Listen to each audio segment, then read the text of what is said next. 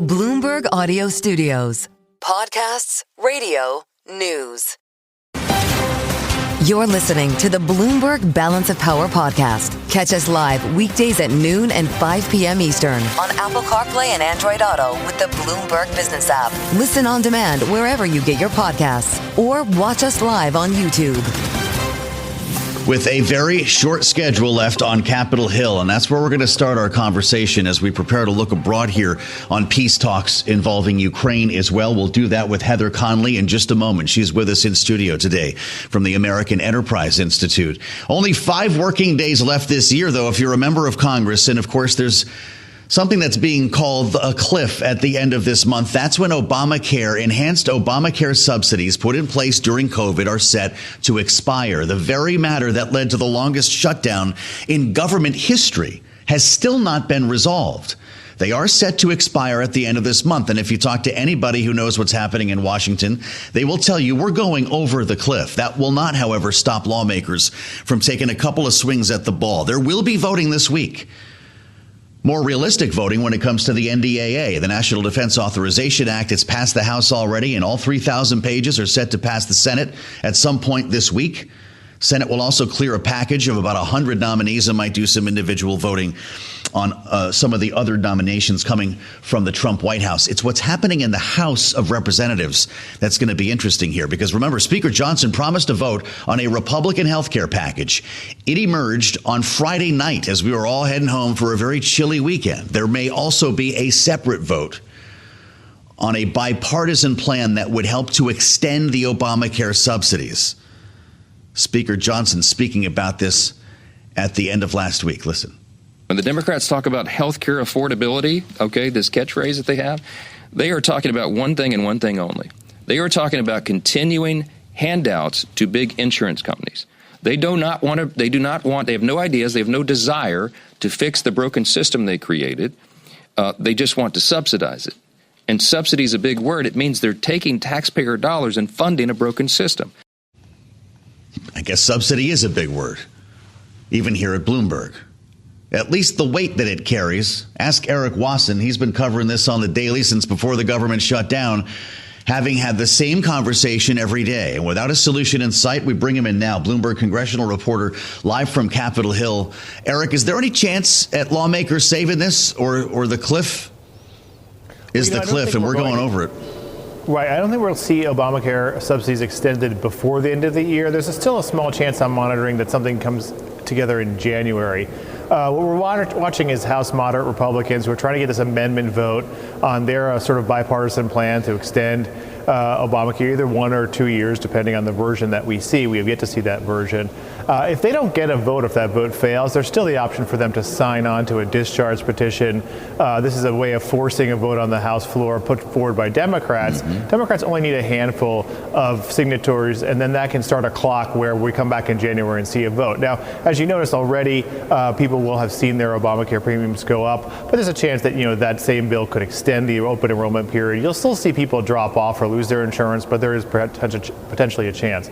But, the Senate is going to look to go out of town on Thursday. This runway is already greased for them to leave. And as you mentioned, the national defense bill is on the docket. Mm-hmm. So I just don't see this. My bet would be that, it's a pretty sure bet it will not be extended before the end of the year.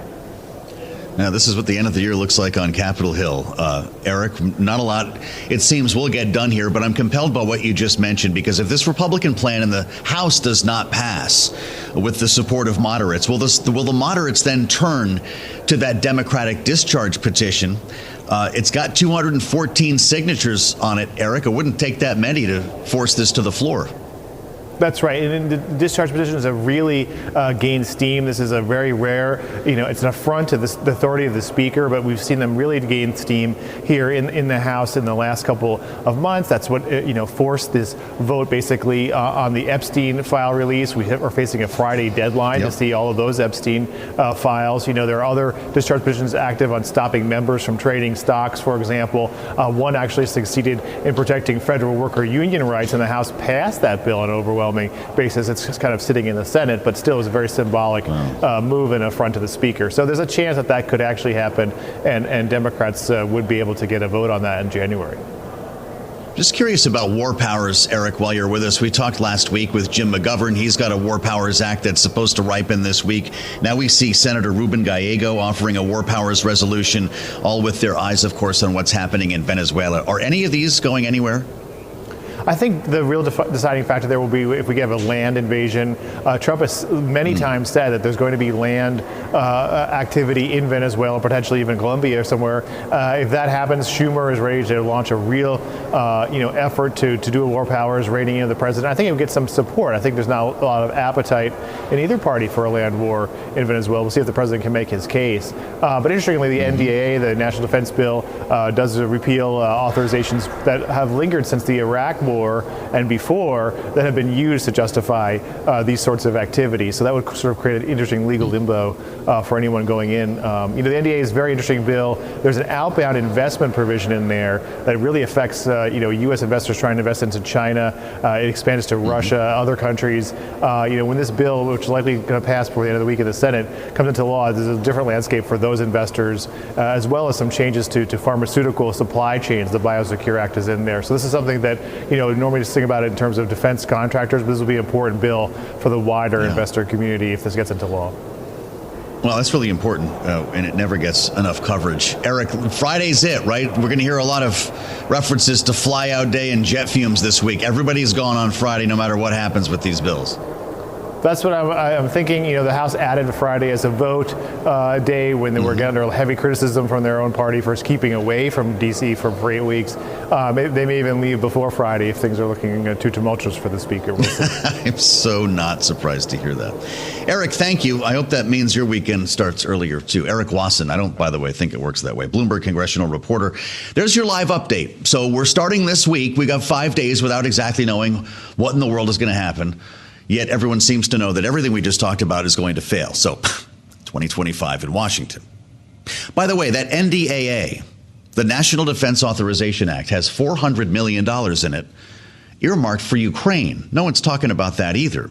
But there would be some at least tacit support, whether that comes in the form of intelligence or military support coming from the United States, even with this passing here today and peace talks underway that we want to talk about now with Heather Conley. This was day 2 in Berlin, right? President Zelensky at the table, Jared Kushner, the president's son-in-law, Special Envoy Steve Witkoff, trying to advance the ball here on what the president would love to call a Christmas peace deal. Not a lot of people think that will happen, but there has been a bit more optimism surrounding this most recent stage than we have heard recently. Heather Conley is non-resident senior fellow at the American Enterprise Institute, former deputy assistant secretary of state for the Bureau of European and Eurasian Affairs. Heather, it's great to have you back as part of our conversation on Bloomberg. Pretty remarkable headlines coming out of Berlin. Now, President Zelensky says, I'll give up on the quest to join NATO as well. We haven't seen really a single concession by the Russian sides. Would something like this, though, get the gears turning toward peace? Well, Joe, I think you're right that we are seeing real progress coming out of these 2 days of talks in Berlin. There have been Ukrainian concessions, but I would put them in quotation marks. Okay. NATO membership was something that was always going to be a very long-term prospect. Sure. But what the Ukrainians are asking for is NATO-like Article 5 security guarantees. And that is one of the main sticking points for these conversations. What security guarantees can the United States and Europe give to Ukraine when Russia violates this peace deal? That and, of course, territorial concessions. Will the Ukrainians approve of turning over land that they currently defend in the Donbass? Those are really the 2 key sticking points. And I guess 3 when you add NATO. So let's pick 100%. Through them. To your point, NATO is an ambition. That was not something that was about to happen and wouldn't be unlocked by a peace deal. So let's focus on the other 2 here, because I guess Zelensky is kind of warming up to the idea of maybe joining the EU, if not NATO. But without NATO, there's still an Article 5 type of guarantee here that's being talked about. And that came as well from Witkoff and Kushner, right? This wasn't just Zelensky putting this forward. The United States suggested this without the involvement of Europe, but it would require European troops, would it not? Yeah, I mean, I think there certainly the U.S. would have to have those security guarantees. Mm-hmm. There's some rumors coming out of Berlin that the administration would submit these security guarantees for Senate ratification, almost like a treaty, like we would do to amend the NATO treaty. Uh-huh. That would be important. But yes, Europe has to be part of this as well. And the Ukrainians have negotiated bilateral security guarantees with those countries. But the question, Joe, is when they're tested, will we apply military power against Russian forces, again, when they violate this peace deal? And that is the question mark. I think that was framed as in the event of a sustained attack in the initial language we saw. So a cruise missile into an apartment building wouldn't qualify. Right. But again, the sustainment may be through hybrid activities, meaning that they would seize the territory. It wouldn't be through military means, but they would do it through hybrid warfare. That wouldn't trigger it. So huge question marks. All right. Well, let's talk territory then, because you freeze the lines on the Donbass, and I think Zelensky suggested maybe that he puts this to a vote, right? Let's actually have the people who live there vote on this. I'm guessing that based on his history of behavior, Vladimir Putin wouldn't care either way, would he? Yeah, this is where I actually do think Vladimir Putin does care, because it's now in the Russian constitution that these 4 Ukrainian territories are Russian. So that's the motherland, he says. Exactly. Yeah? Okay. And this is the restoration of Russia's historic lands. But this would be Ukraine giving up territory it currently defends, and this territory is part of its so-called fortress belt, which is its defensive line. So without those lines, Ukraine is going to have a very hard time being able to reinforce its military across its border. So in some ways, it would render it in part defenseless. This is why we were talking about a potential demilitarized zone in that area, right? Is that a more realistic approach? Well, again, it gets back to the who protects this demilitarized zone. Again, it's important to remember, we've been to this movie before when the first annexation and incursion into Ukraine, there was an OSC monitoring force. And that ceasefire was violated repeatedly, even though it was monitored. And this is where, again, Russian hybrid tactics really were trying to change the status on the ground. Really interesting. So we've talked through some of the particulars that are at the table here, and I guess they have concluded. This was a 3-hour session today in Berlin. It was about 5 hours yesterday. I'm assuming everybody flies home now, and President Zelensky sure would love an invitation here to the U.S., but we've still left the Europeans out of this conversation as well. The Russians haven't given much in the way of encouraging remarks about this, so are we just spinning our wheels until everyone's in the same room? Well, I think the Europeans are feeling better. The fact that these conversations were held in Berlin and that they actually were at the table. Now, the incredible visual is the U.S. is on one side, Europe and the Ukrainians on the other side, that we are negotiating with our European partners. Who would have thought? I think, exactly. I think this plan now, whatever comes out, is going to have to be briefed to the Russians. I assume that Special Envoy Witkoff has already been keeping the Russians pretty well informed. They may not accept some of these changes. And you're absolutely right. If the Ukrainian government does decide to make some territorial concessions, have to change their constitution to remove NATO, you're talking about a referendum. You're talking about an election that President Zelensky did just say over the weekend that potentially could happen in 60 to 90 days after a peace deal. So it could be a lot of changes, or we could be quite stalled. Is there a single Russian concession that you could see coming out of this? No. Well, my God, how do you find peace in that world? So you cave, you capitulate to the Russian position, and it's absolutely brutal. Is that sustainable if you're framed as capitulating? It's not sustainable. It's not sustainable. You're ready to fight another war. In Ukraine, it's not sustainable in Europe. It's not sustainable for the United States and our security interests. This is why the British head of MI6 just came out with a devastating speech saying we're already in war with Russia. The hybrid activity, NATO Secretary General Rutte last week said in 5 years there will be war. So you hear us preparing for this, yet we're talking about appeasing the aggressor. It is extraordinary. It does feel like 1938. Well, that's a heck of a statement here. Will it feel like 1938 for the next 3 years and 2 months? To what extent is the administration keeping this Russian dream alive? So it is... Or maybe a Putin dream is a better way to put it. Well, again, this is where last week's national security strategy did not articulate who our adversaries are. Russia, China, North Korea, Iran. It spoke about a focus on the Western Hemisphere. It talked about securing economic and strategic stability. We are closing our eyes to this. And if, in fact, the United States provides security guarantees, we are inserting ourselves in this. So this is a moment for clarity of knowing who the aggressor is, who is challenging the United States and our European partners, and preparing for potential conflict. Just a minute to go here, Heather. What is China learning as it watches the way we work with Ukraine, keeping Taiwan in mind? I think it is learning that we will appease for some sort of magical economic stability, that you have, you don't have that stability. It is emboldening those who believe that they can snatch territory, and that if there's economic disturbance, that they will negotiate and get that stability. It's a terrible message to America's adversaries. Boy, it really is. Is that because you think that Donald Trump is more interested in normalizing economic ties with Russia? When you talk about that economic stability, imaginary or not, how does he find it here? Well, I think what is elusive is that there is no momentary deal that will stick. And I think this is what the White House is learning with all the deals that have been negotiated. They're starting to fall apart because it's not just that moment. It's creating the structure to deter aggression, to be strong, and send a clear message to our adversaries. We are strong with our allies and partners. Don't violate international law. This is a very delicate moment that we're in, Heather. I'm really glad that you could join us to talk about it once again. That's Heather Conley from the American Enterprise Institute. Last time she joined us, we said we need to get her back, and this is why.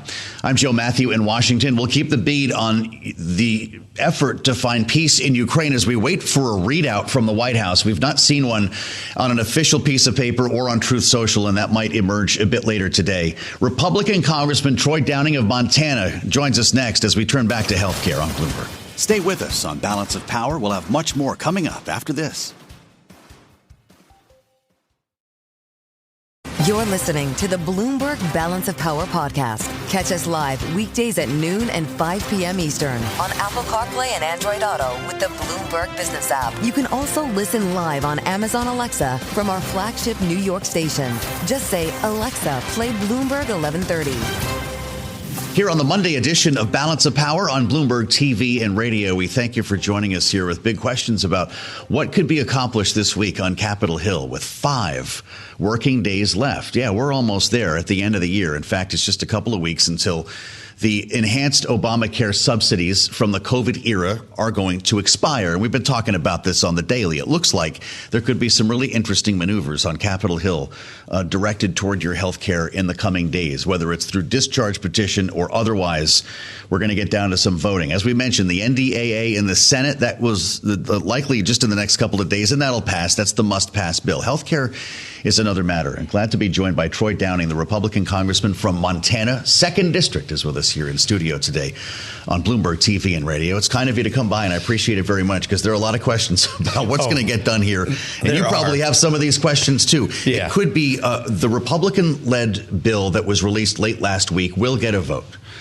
There also could be other votes, though, in terms of a discharge petition. There was another extension to the ACA that at one point was promised to bring to a floor vote. Now it might not happen. Do you have a clear view of what this week will look like? Well, here's the thing with those discharge petitions. Actually, let's just take a step back on these enhanced premium tax credits, because a lot of the rhetoric that we see on social media from headlines from people pushing back is we have to do something or premiums are going up. Premiums already went up. The open enrollment period is over. I mean, that's already baked in. For those who don't understand how this works, the payers, the insurance companies, they file with their states months before the open enrollment period. It gets approved. It gets filed with CMS, the Center for Medicare and Medicaid Services, and then comes the open enrollment period where you pick your policy for the next policy year starting January 1st. That's over. And so this whole argument about if we don't do something by the 31st, then suddenly premiums are going to go up. Well, I'm going to tell you, if the enhanced premium tax credits, if the Obamacare tax credits expire, rates have gone up.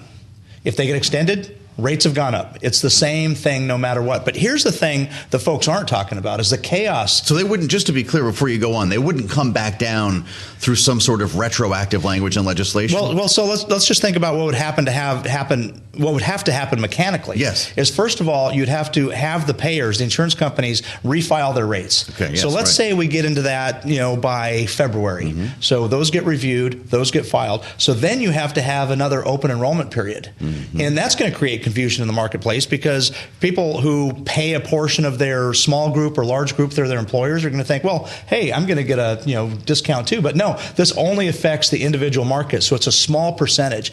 So then you have to have an open enrollment period. Let's say that's March or April or whenever they can do that. So then do you make it ex post facto going back to January 1st? Do you have it going forward? Sure. But it creates confusion in the market.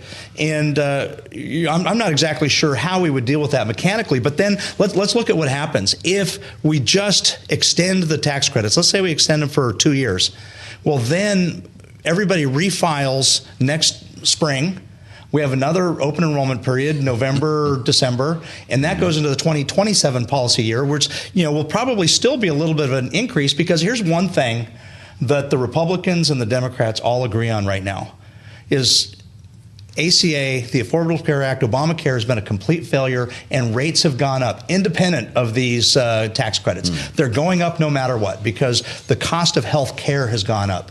And what's happened is the cost of health care goes up, of course the cost of health insurance goes up. Yes. And when that happens, people start coming off and they find alternatives. Either they go uninsured or they find an alternative like a health sharing ministry or some other thing. And it's not the healthy people. I mean, it's not the sick people that come off, it's the healthy people. So the younger, healthier people come off, and that creates this phenomenon called adverse selection. So then you've concentrated the risk, losses go higher, and the next premium year, premiums go higher. And that creates this whole cycle. Is brutal. And our audience should know you were state auditor overseeing this very matter in the state of Montana. Yes. So you have a unique understanding of all of this stuff. KFF says the expiration would more than double on average what people are paying annually. President Trump would say, keying off of what you just described, then so send people the money instead of the insurance companies. But don't people lose power by having essentially an individual barter with this massive insurance company? How does that keep premiums down? Well, first of all, let's just correct the record on one thing. What's the actual rates that have gone up in just the individual market, so just a small fraction of the overall market. On average, in Montana, on average is about 22%. And the enhanced premium tax credit, the Obamacare tax bracket, that's single digits of that. So it does have an effect, but the rates are going up with or without that. So first of all, just make sure that the people understand that. And then in terms of the healthcare savings accounts that the president's talking about, personally, I think there's meat on the bone there. But they're not going to be in this bill? They're not going to be in this bill, unfortunately, but this is something that we need to... That's like the Bill Cassidy plan is something that you would warm up to. Well, I think there's meat on the bone here for a very simple reason. One of the issues that we have is we've created so much distance between the doctor and the patient. There's so much in between there. And what an HSA does is you've got a finite amount of money for paying for your out-of-pocket expenses, for your medical expenses, and it can only be used for that. And so now you're saying, I've got $5,000 in there or however much that money is. And you're talking to your doctor and you're saying, well, how much does this test cost? Well, do I really need that? Or the other thing is right now, nobody is incentivized to look for actual pricing.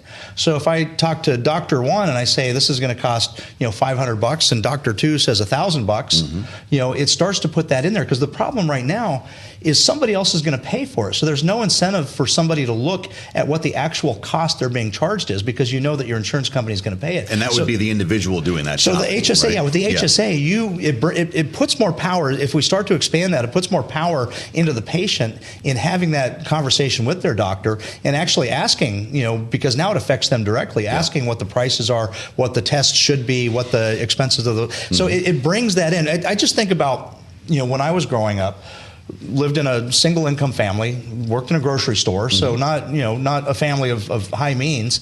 And when I'd come out of the doctor, my mom would go up to the front desk and she'd get out her checkbook and write a check. Yeah. And that's how we did it, because there was that doctor-patient relationship. And I think we've come so far away from that and put so much money into the system that we've seen the underlying care costs of health care going up.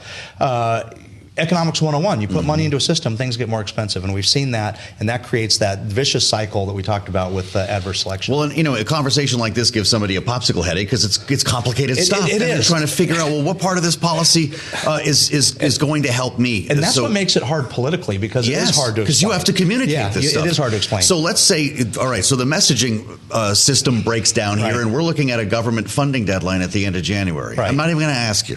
Are you worried? I think, when we had the shutdown, that 43-day shutdown, it was horrible. Nobody wins. Everybody, well, which side won? Did the Republicans win? We have short memories, Congressman. Nobody wins in a shutdown. But here's one thing that I will say is at least on my side of the aisle, the Republican conference really stuck together and said, okay, we're not going to negotiate this craziness. They're bringing in all these red herring when this is really a simple, short-term extension of current policy so that we can get through the appropriations process. Is the scar tissue from that experience enough to keep us from doing it again? I can be hopeful. I really think it is. I think that's going to come into play when I know that the resolve on the Republican side is pretty strong, and I think that the Democrats learn that is not a winning prospect. So I'm hoping that calmer heads come to the table and prevail, and we start to get more of these appropriations bills through. So obviously we just had the National Defense Authorization Act, so that's going to the Senate. Hopefully that moves through. So we're slowly ticking away at these. We'd all be happier if it went faster, but the frustrating thing for me is that when these appropriations bills come out of committee, you got the four corners. They start out bipartisan. It came out of committee with the ranking member and the chair, on both the Senate and the House side. So you've already got a bipartisan spending bill. And it's just frustrating that we can't all rally around this. Get back, as Speaker Johnson says, the muscle memory of actually appropriating and going through that process rather than continuing CRs and omnibus spending bills. And I think there's a huge desire to get back to that, and I am so hopeful that we can get back to that. And it may not be this cycle, maybe the next cycle, but soon, because the American people want that. The people that voted us into office want that. We all want to get back to that and get back to actually doing our job of regular order. Well, when we get to regular order, come back. We'll do a special together. Exactly. I would love that. Back with us. It's Troy Downing, Republican from Montana, on a very important week here on Capitol Hill. We thank you, Congressman, for the insights as we assemble our political panel. Bloomberg Politics contributors Rick Davis and Jeannie Shanzano join us now with their insights on everything we just talked about, and it's hard to get away from the healthcare story. So we'll start right there. Rick, Republicans have a very interesting looking schedule here in the House over the course of the week. Will we see voting on all the various forms of legislation that we just talked about, and will this come down to a discharge petition? Well, if it comes down to a discharge petition, it just depends upon which discharge petition they're going to carry, because all of these are slightly different, including the House bills. I mean, part of the biggest problem we have is the Republican Party has not focused on a solution set that they can get on board with as a party. And so we have 4 different bills right now in the House of Representatives to fix the system, right? And yet none of them are a comprehensive fix. And I think the congressman was right saying, look, there are huge advantages to HSAs, but they don't really fix the whole problem. And so are you going to tinker with it and try to make it a little bit better while at the same time tightening your belt on things like these subsidies? I'd be surprised, because Congress by nature doesn't like to tighten its belt. It is a spending machine. It hasn't gotten smaller. Government has gotten bigger with this Republican Congress. And so the fact that they're going to pass something that actually makes it smaller would be, I think, great, but unlikely. So we're going over the cliff, Jeannie, is what it sounds like. And based on what the congressman just said, don't wait around for a life raft. Is that how you see it? Yeah, I believe he said we've already gone off the cliff. It's too late. There's nothing that can be done. The costs are going up.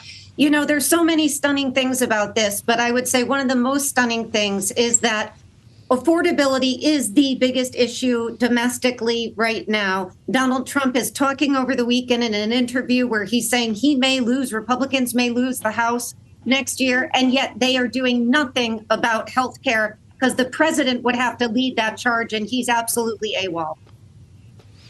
Incredible stuff. Jeannie Sheehan Zaino and Rick Davis. We're like Thelma and Louise. We're going off the cliff together. Stay with us on Balance of Power. We'll have much more coming up after this.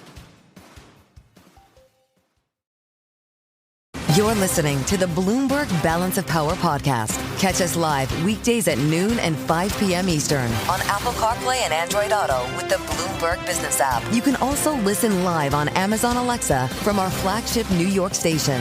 Just say, Alexa, play Bloomberg 1130. The peace process continues involving Ukraine. A good friend of mine said this morning, it's colder in Ukraine than it is here. Remembering that Vladimir Putin is very skilled and experienced at using cold as a weapon as we enter the winter season. That may be in the back of President Zelenskyy's mind, or the front, as peace talks enter day 2 in Berlin, because it has been a story of concessions for President Zelensky. And now one of the big ones, giving up Ukraine's bid to join NATO in return for security guarantees. Enter Steve Witkoff and Jared Kushner once again back on a plane. We were asking last weekend, is it possible Trump, and it looked like he wasn't going to go, could he send his lieutenants to Berlin to take part in these talks? The word from the Oval was no, not without some sort of guarantee or a deal in advance. But sure enough, the president's son-in-law and his chief envoy, Steve Witkoff, are indeed as taking part in a second day of negotiations with Volodymyr Zelenskiy in the German capital. And it's where we start our conversation with our political panel. Rick Davis and Jeannie Sheehan Zaino have been watching this march to peace, frequently favoring the Russian side here. And they're with us now, a Bloomberg Politics contributor, Rick Davis, Republican strategist partner at Stone Court Capital, and Jeannie Sheehan Zaino, our Democratic analyst, democracy visiting fellow at Harvard Kennedy School's Ash Center. First, it was Zelensky accepting the idea of maybe freezing borders where they are, Rick. Then he said he was prepared to accept presidential elections, which is something that the President Trump, in this case, had been asking for, now giving up the bid to join NATO. Are we at a point where it's just a matter of when and not how we get to peace in Ukraine? I'm not sure I'm exactly that enthusiastic for peace at this stage. Remember, these are all news items coming out of Berlin between the EU and Zelensky and the U.S. The Russians aren't involved in this discussion at all. And the Russians put out a statement this morning that said that the territorial concessions are a must, that we're not putting up with anything that isn't, our deal.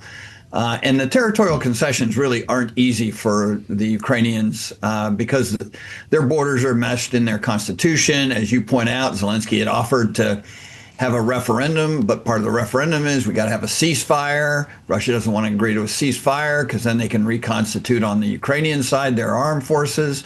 I mean, each one of these deals has a caveat, and this caveat with, not joining NATO is a bilateral agreement with the U.S. saying you'll give me kind of Article 5 type protection, and a bilateral agreement with the Europeans to do the same.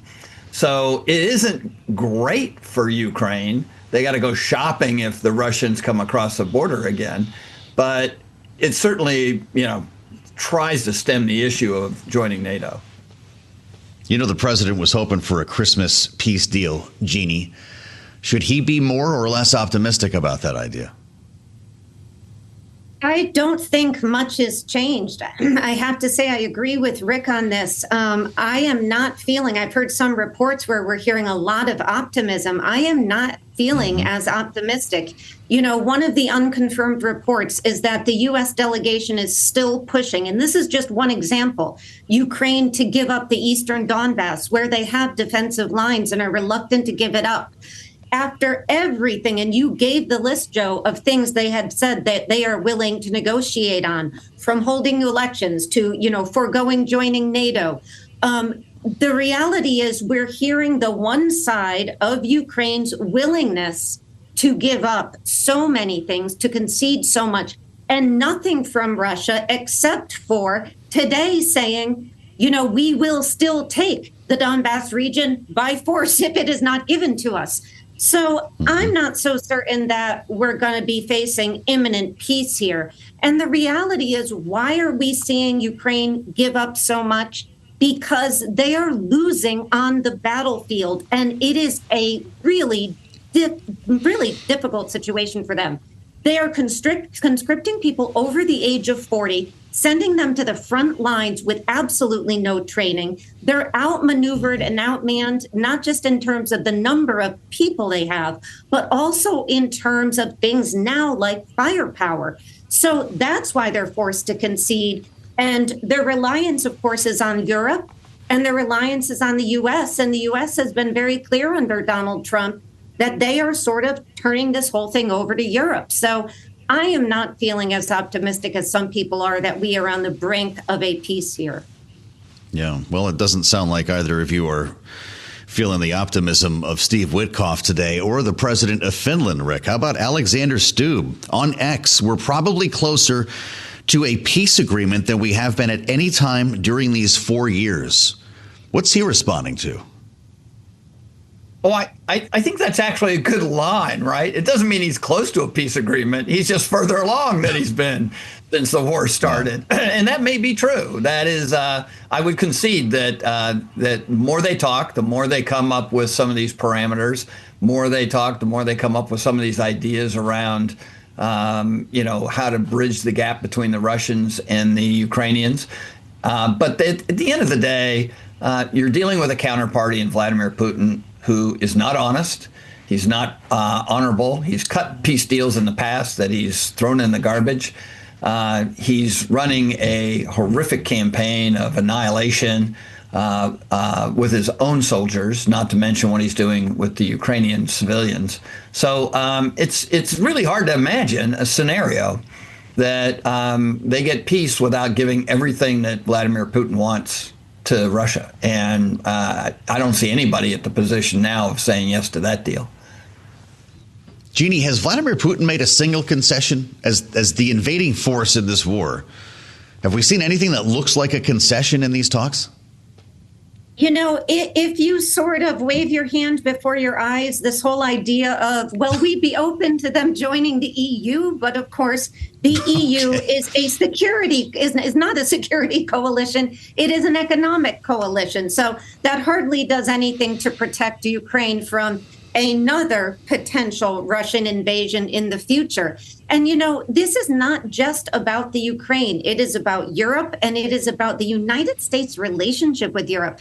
I was struck in that Politico interview Donald Trump did the other day. When he was asked about Europe, he said things like, European nations are decaying. They are weak. And of course, this is reflected by some of the commentary we've heard from people in the administration and Donald Trump since he took office. Then you also look at this national security document they put out last week, and it is got a lot of very, very harsh things to say about Europe, much less so about Russia. So I think Donald Trump would like nothing more than to turn his focus to the Western Hemisphere, particularly the South America, Latin America, allow Russia to control its area, Asia to control its area, and make nice with deals he can make with Vladimir Putin. He is far less committed to, this sort of old style European relationship we've long had, at least since World War II. And so I think it is very problematic for Europe, and they are being sidelined.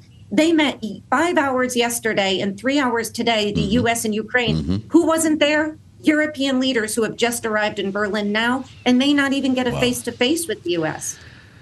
Rick, do you think that Donald Trump's interest in economic ties, normalizing economic ties and investment with Russia is enough for him to not lose interest and patience here? When things aren't going well, he tends to say, well, you know what, then you guys fight it out and we'll just walk away. And at some point that might happen, unless, of course, there's the idea of doing business with Moscow. What do you think? Yeah, I think the twin pillars are that Russia is an immense and vast country with very few people and lots of natural resources. And I think Donald Trump sees the opportunity there. Two, I think he thinks that the only route at this stage to getting a Nobel Peace Prize is through Kyiv. And so he's divided, right? How do I get my Peace Prize and tackle all these incredible resources that might be available to me in a deal with Russia? So it's a conflict for him. And I do agree. I said we've seen him lose interest in this a couple of times in the course of 1 year. And when he loses interest, then there's no interest at all, because it's pretty clear the Europeans on their own can't conceive of and implement a peace plan. So I do think that's what's got everybody worried, is that it comes a point in time where the United States says, you know what, had it, can't really get either side to move the way we want them to. I've invested a lot of time in my efforts to do it. So I'm just going to walk away and let you guys, bang each other's heads in. And of course, that violates the number one thing that he says all the time about being a peacemaking president, is that people are killing themselves, and he doesn't want that to happen. So it's really hard to see the future under Donald Trump when it comes to something like this big geopolitical fight. Even though we've got hundreds of millions of dollars in Ukraine assistance money in the NDAA, right? Jeannie, if that gets through, the United States is going to have a pretty long road ahead with regard to this war. Yeah, they will. I mean, you focus just on Donald Trump and the Trump administration. Of course, their interest is no longer giving money. They would, be willing to certainly have Europe pay for anything they hand over. They don't want to hand over that money. And that's very much in keeping with what the president has said very vocally. I mean, I can't stress enough, I don't think we have seen a time in recent American history when relations between the U.S. president and the European leaders have been as fraught as they are. Publicly, they will at least sometimes say nice things about each other, but privately, there is no love lost between these folks.